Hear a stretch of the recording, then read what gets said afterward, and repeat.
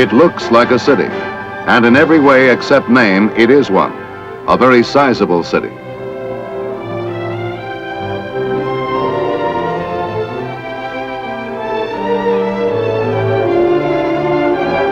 But it is more than a city, much more. Again, except in name, it is a university, really a multiversity. And it is an infantry training center, America's, probably the world's largest.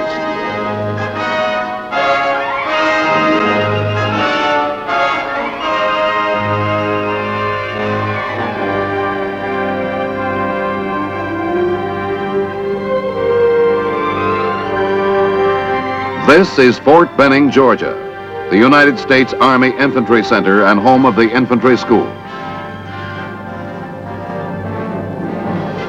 Fort Benning is vast, over 182,000 acres, 620 square miles of forest, underbrush, and open country.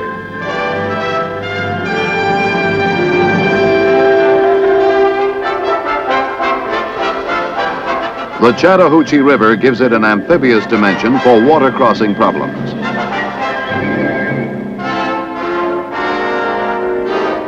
Plus 23 firing ranges and 1,222 problem sites.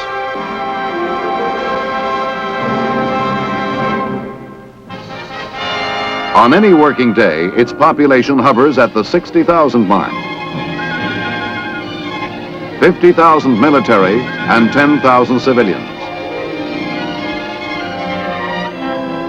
Another 50,000 people linked to Fort Benning live in its environs, Phoenix City, Alabama, and Columbus, Georgia, making the total population served over 110,000 people.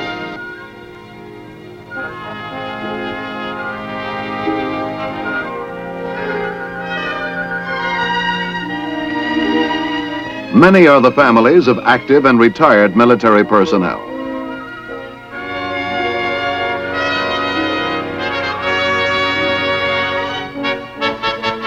The fort itself is named after a distinguished Confederate general, Henry L. Benning of Columbus, so there is good reason why local ties with Fort Benning are strong.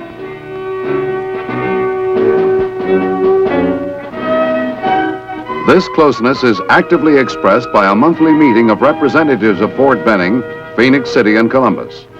This is the Civilian and Military Council. The commanding general of Fort Benning sits with his civilian counterparts, the mayors of Columbus and Phoenix City, the provost marshal with the chiefs of police, the Fort Benning information officer with newspaper publishers, radio and television executives, and educational leaders, the post chaplain with local representatives of the church, and there is a cross-section of leaders in the business, industrial, and civic communities as well.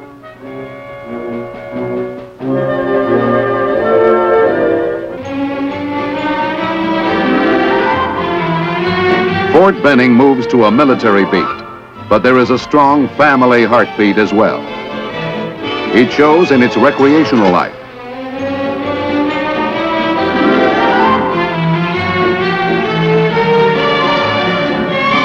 And in its social activities.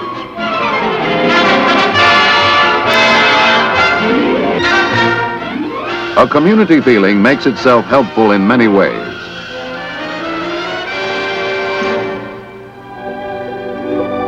Faith is a powerful ingredient in the spirit of Fort Benning, regardless of creed or denomination.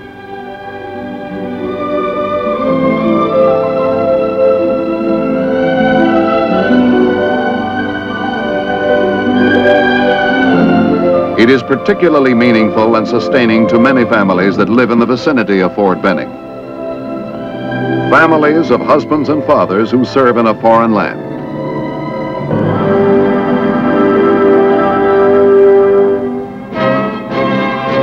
Fort Benning trained infantrymen are skilled and resourceful soldiers. They rightly claim a lion's share of this nation's combat successes. The Benning mission is simple but lofty: to produce the world's finest infantrymen and combat infantry leaders. A mission symbolized by its towering statue of a rifleman and the traditional cry of the infantry soldier, "Follow me." The heart of the training effort is lodged in the new 6-story infantry hall. The Fort Benning complex and its huge educational plant are under the direct control of a major general, who is both commanding general of the post and commandant of the school. He is aided by an assistant commandant for school activities and a chief of staff who coordinates the activities of a large directorate and a special staff.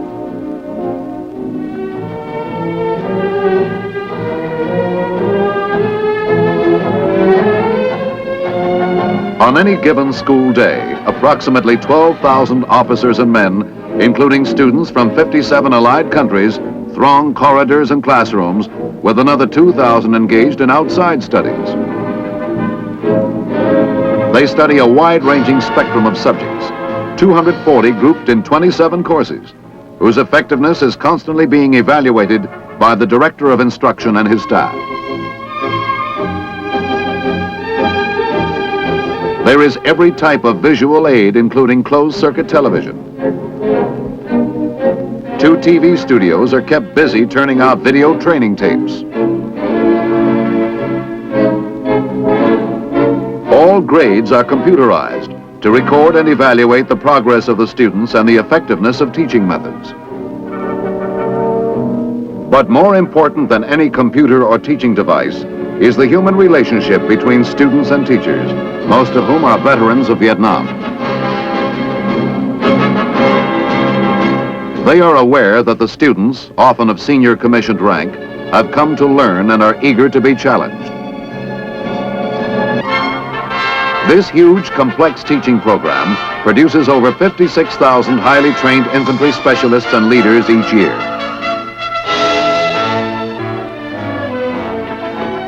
The largest group of graduates is turned out by the school's airborne department, over 25,000 annually. Despite its rigorous training and hazardous mission, there never is a shortage of volunteers. In 3 crammed weeks, they learn the fundamentals of military parachuting. How to exit a plane. The correct positions for body and feet. And the proper landing technique.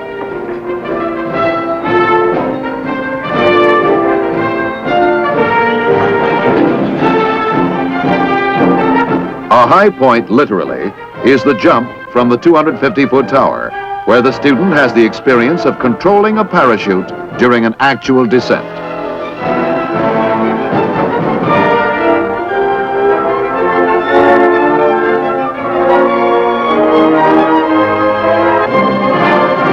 He is taught how to follow through on the ground by controlling the parachute despite adverse winds.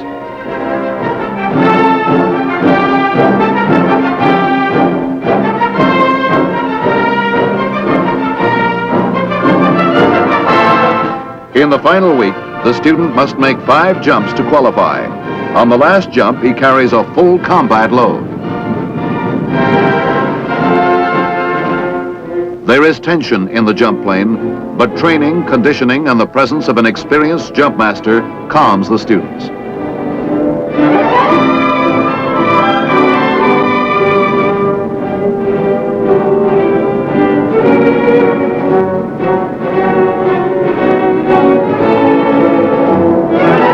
Whatever hesitation they feel, there is none when they jump.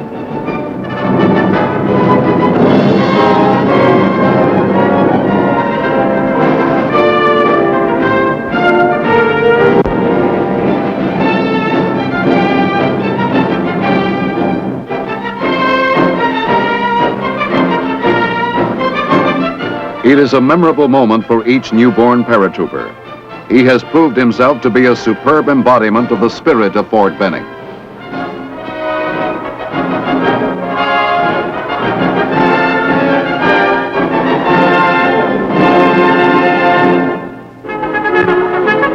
A member of a fighting elite emerges from the Ranger Training Command of the Infantry School. It not only graduates some of the world's toughest, most resourceful fighting men, it also develops combat leaders.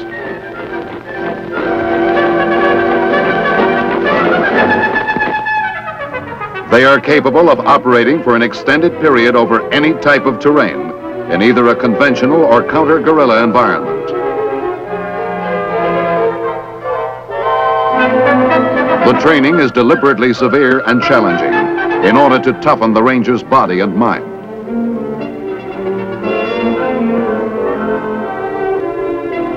A series of confidence tests develop control of normal human fears, such as fear of water, height, and bodily injury.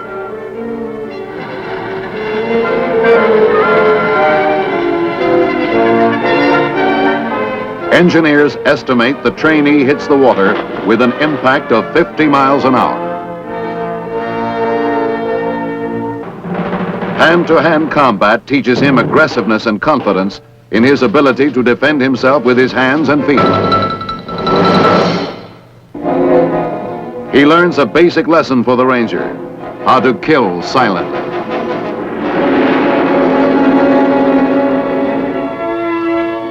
He moves to the mountains of Georgia for training in mountaineering skills and conventional warfare.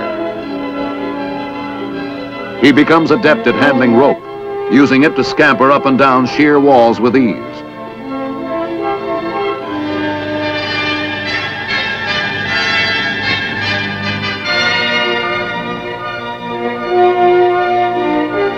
Employing it as a lifeline for litter evacuation. Building rope bridges so that he can cross difficult terrain with a minimum of time and effort.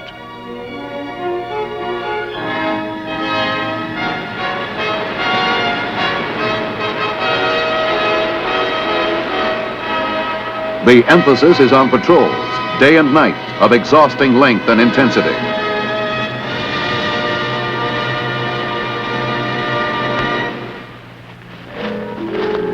They continue in the swamps of Florida, where training shifts to counter-guerrilla warfare.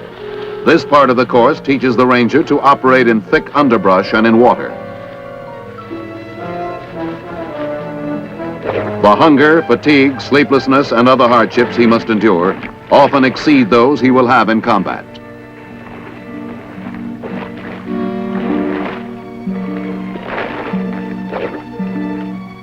The course concludes with an offensive operation against jungle-trained, experienced troops who simulate a guerrilla force.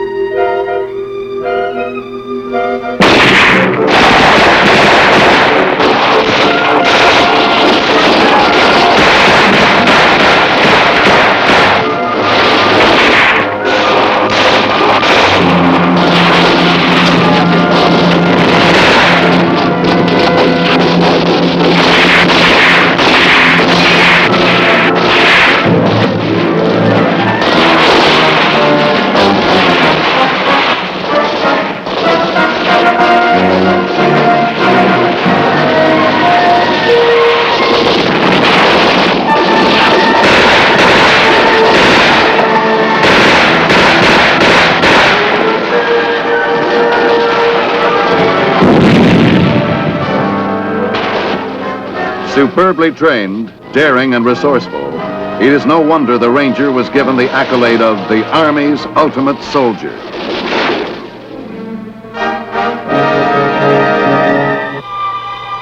The Army's need for highly trained small unit leaders has long been answered by Fort Benning's superb officer candidate school. The candidates move through a rigorous 23-week course, striving for the gold bars of a second lieutenant. Each man becomes proficient in the operation and maintenance of all infantry weapons.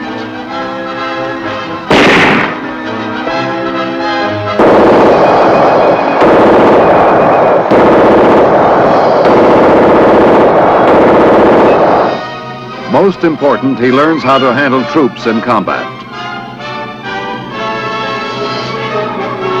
He is confronted with a variety of realistic battlefield situations which tax his skill and command ability to the utmost.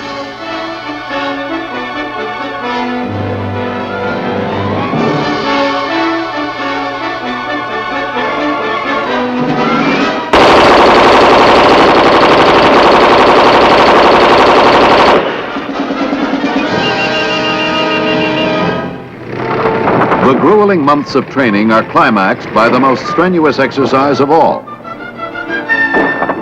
A company assault on an enemy position supported by combined arms.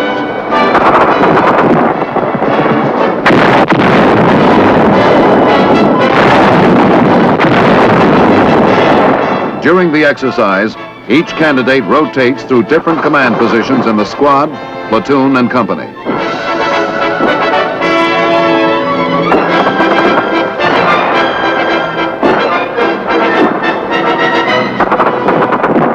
Only when he proves to the satisfaction of watchful officers that he has the quality of leadership can the candidate hope to win a commission.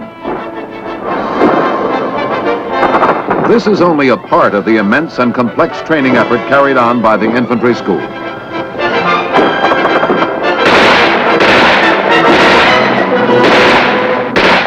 The large numbers of men, weapons, and vehicles necessary to stage over 320 instructional problems, performed approximately 12,000 times annually, are provided by the 197th Infantry Brigade.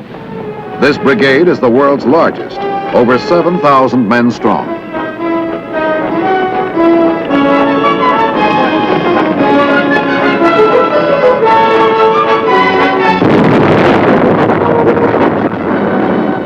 To stage these demonstrations, the 197th draws foot soldiers from 3 infantry battalions, tank and artillery from armored and artillery battalions, combat engineer companies and a chemical platoon from brigade headquarters companies, and a scout dog detachment.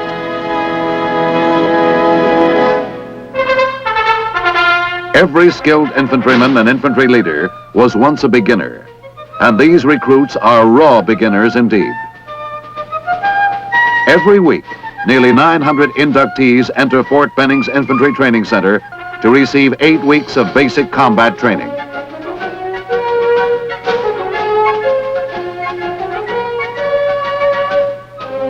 The transition from civilian life is abrupt for these youngsters, but they are helped to adjust by their drill sergeant. These experienced sergeants are hand-picked non-coms, all volunteers. There are 3 per platoon, and they stay with the same platoon all the way through basic training. The fledgling soldier learns how to use and care for his weapon.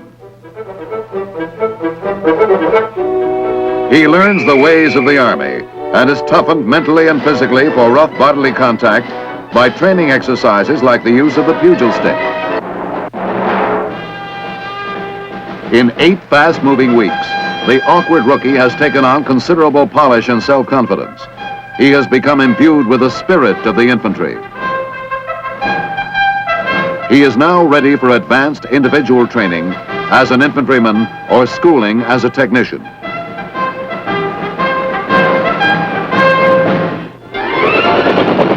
Fort Benning is the birthplace of air mobility.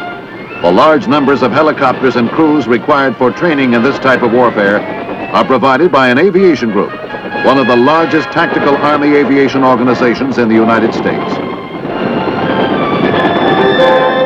It teaches gunship pilots and door gunners the art of suppressive fire.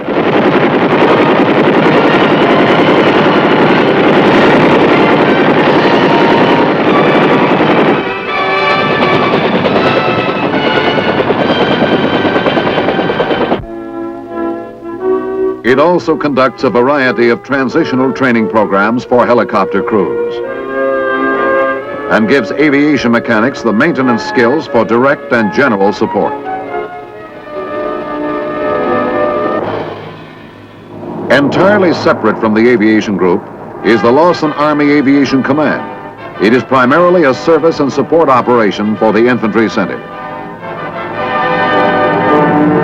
Lawson easily ranks among the top 20 of the most active airports in the United States, civilian as well as military, with over 200,000 takeoffs and landings yearly.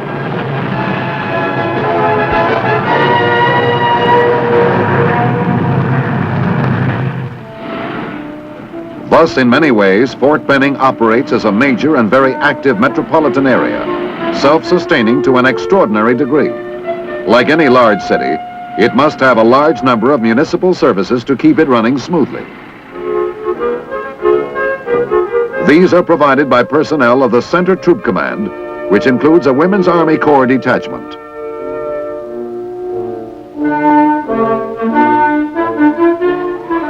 There are police and fire protection services, transportation facilities, fuel, finance, communications, engineering services of an unlimited variety, and an Army field printing plant. This giant plant operates around the clock to meet the instructional needs of Fort Benning and the 360,000 students and instructors in the ROTC, National Guard, Army Reserve, and Army Infantry non-resident programs.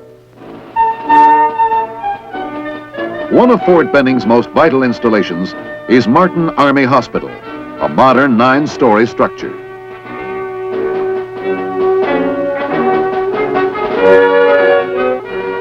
It offers a complete range of medical, surgical, diagnostic, and pathological services. Martin has a 930-bed capacity and can be expanded to meet future needs. One of the hospital's happiest functions is the output of brand new Americans. As many as 2,000 babies are born here each year.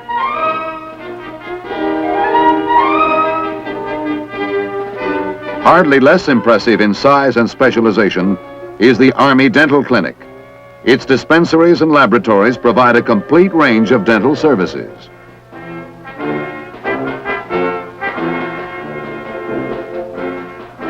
Scattered throughout Fort Benning are a host of tenant units, all concerned with improving the combat capabilities of today's and tomorrow's infantrymen.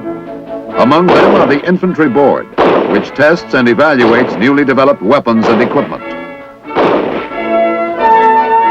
The Infantry Agency, whose concern is the development of future combat materiel and doctrine. The Human Resources Research Unit, whose personnel study training needs and human factors that determine combat effectiveness. A Marksmanship Training Unit, which promotes individual effectiveness with weapons and prepares Army shooters for Olympic and international competition.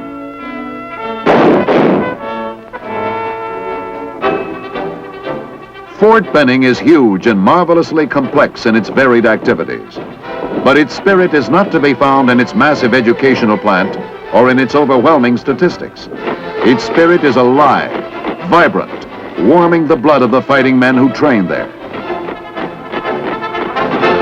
It is in the young recruit who attains manhood in the rigors of combat training. The officer candidate who discovers in himself the magic power of leadership.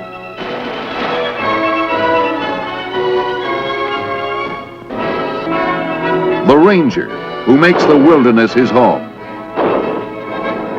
The airborne men of steel who learn to assault the enemy from the sky. Their spirit is found in the families of these men who share their trials and triumphs and give them tireless devotion. There are very special words for these people at Fort Benning, words expressed by the President of the United States. You are a family of patriots. You are a community of courage. The spirit of Fort Benning finds its most exalted expression in the epic poem, I Am the Infantry, which is a stirring climax to graduation exercises held in Infantry Hall. I was there from the beginning, meeting the enemy face to face. For 2 centuries, I have kept our nation safe, purchasing freedom with my blood. I am the infantry. Follow me.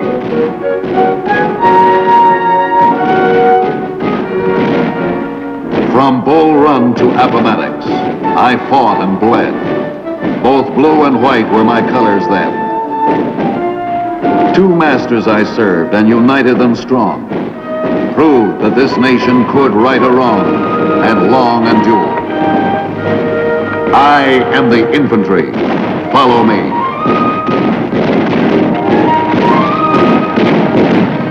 At Chateau Thierry, first over the top. It was I who cracked the Hindenburg line. In the Argonne, I broke the Kaiser's spine and did not come back till it was over there. I am the infantry. Follow me. A generation older at Bataan, I took a beating, then vowed to return.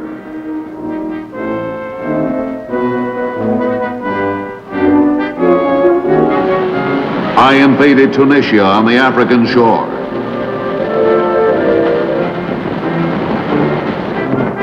Dug into the sand at Anzio. The English Channel, stout beach defenses, and the hedgerows could not hold me. I broke out at Saint-Lô.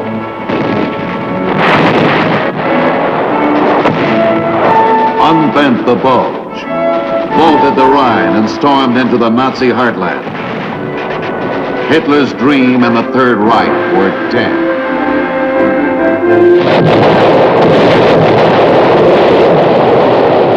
In the Pacific, I hopped from island to island. I did return, to hit the beaches and to set the rising sun. I am the infantry. Follow me. In Korea, I gathered my strength around Busan.